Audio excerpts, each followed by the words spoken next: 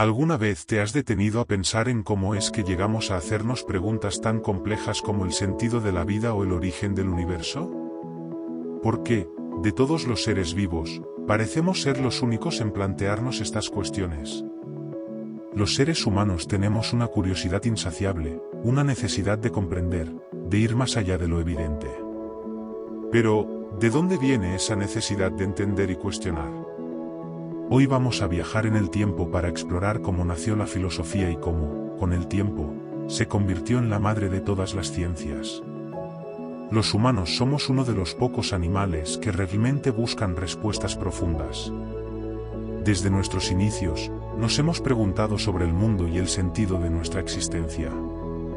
En tiempos antiguos, las primeras respuestas que dimos a estas grandes preguntas tomaron la forma de mitos, relatos sagrados sobre dioses y seres sobrenaturales que creaban el cosmos, controlaban las fuerzas de la naturaleza y dictaban las reglas de convivencia.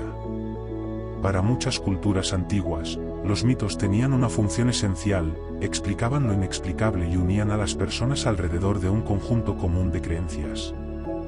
Eran historias bellas y profundas que, de algún modo, intentaban dar sentido a la vida y a todo lo que existía. Los mitos nos ofrecían algo más que conocimiento, nos ofrecían un propósito. Pero todo cambió cuando algunas personas comenzaron a cuestionar esas explicaciones y se preguntaron si no habría otra manera de entender la realidad, más allá de los mitos. En el siglo VII a.C., en la región del mar Mediterráneo, comenzó a surgir una nueva forma de pensar. Esta región, llena de comercio y multiculturalismo, era un lugar donde convergían diversas culturas y religiones.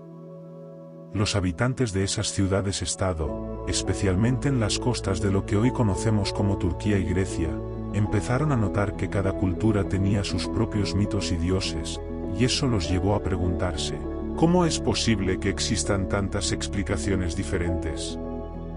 ¿Y si no hubiera una única verdad? Esta situación propició que algunos buscaran respuestas basadas no en la tradición o en la autoridad divina, sino en la razón y en la observación. Así fue como nació la filosofía, una forma de entender el mundo que no dependía de historias sagradas, sino de la capacidad humana para reflexionar y cuestionar. Uno de los primeros en adoptar este enfoque fue Tales de Mileto.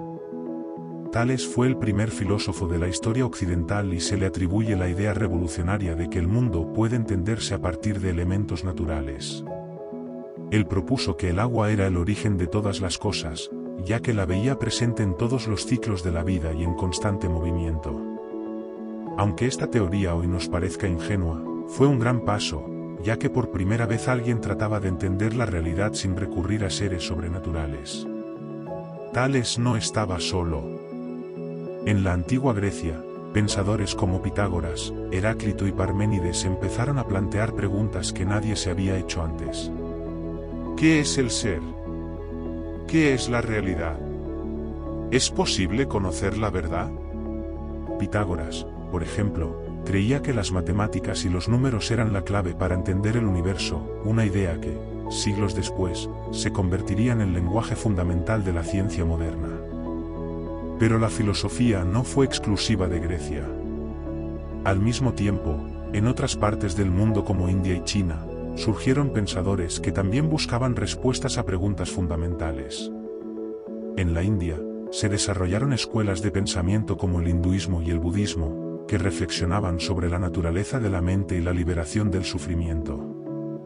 En China, filósofos como Confucio y Lao Tse se enfocaron en cómo vivir en armonía con el mundo y con los demás, y en cómo cultivar la virtud personal y la justicia social. Este interés por cuestionar y reflexionar fue lo que empezó a diferenciar a la filosofía de las explicaciones míticas.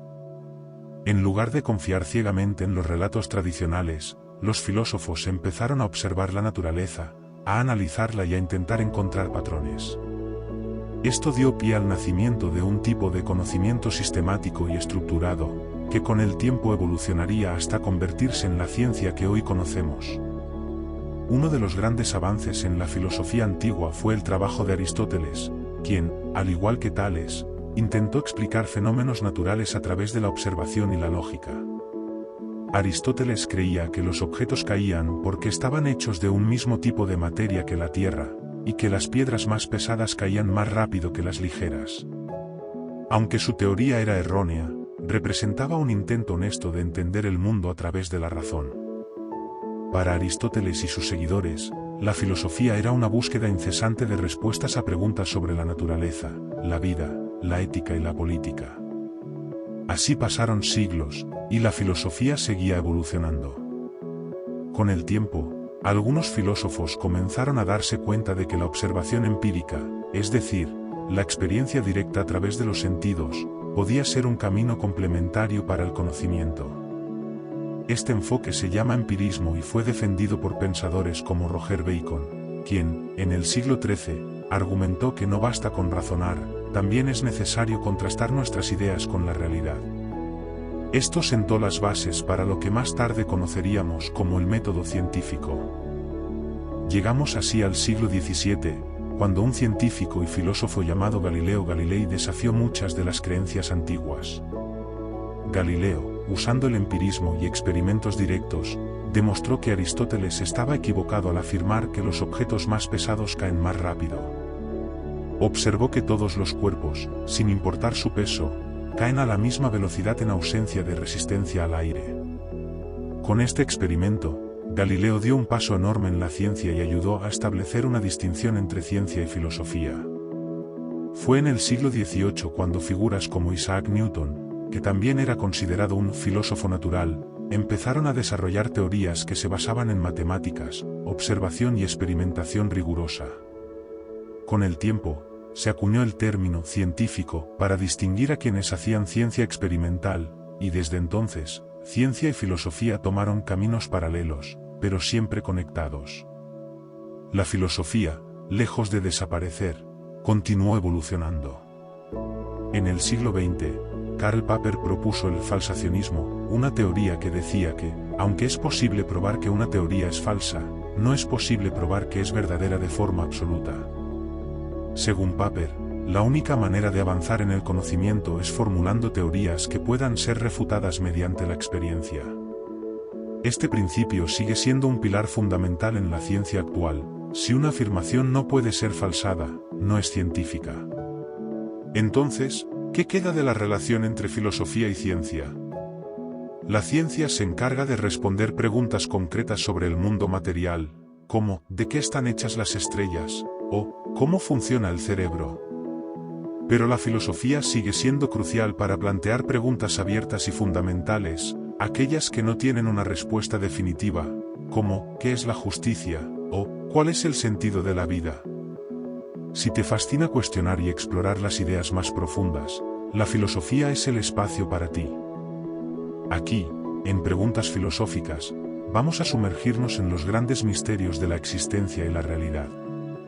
Así que suscríbete, y pensemos juntos sobre lo que realmente significa ser humanos en este vasto y complejo universo.